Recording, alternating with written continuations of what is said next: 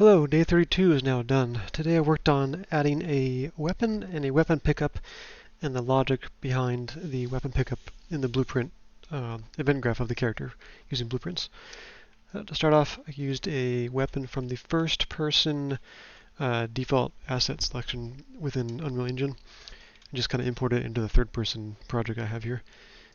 Added a little collision sphere around it so when the player walks close enough, pops up a little interaction widget saying, press E to interact. I then added that to the character. We can make this visible again if I click the right stuff here. So kind of size it down, made it look like it's kind of close to being held correctly.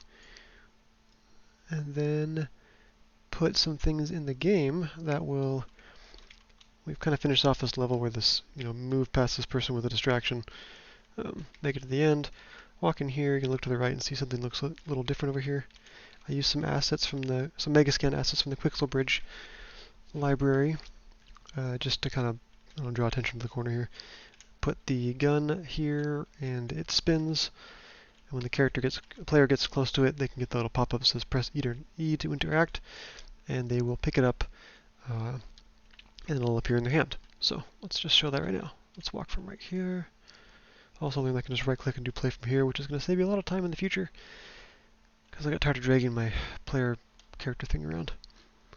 So get close, boom, press E, now it's in the character's hand.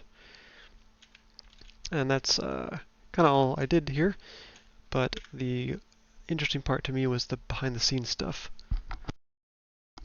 In the event graph, we added a lot of logic here. We already had the blueprint, or excuse me, the blueprint stuff for the torch pickup. We had to add in the logic for determining whether the player character was next to the torch or the gun, or what it was next to, and then picking that up. So we have the gun, we have the torch, and then just some logic and branching stuff. And we also added some variables to say to make sure they were already armed or not, and can it be picked up, and all this kind of stuff. So making things invisible and disappear invisible when they're picked up. This is pretty messy, but I'm going to practice more on getting this a lot cleaner in the future. And that was it for today. Tomorrow and the day after, we'll be working more on some animations, aiming down the sights, and finally actually shooting the weapon. And actually, I could show one thing here.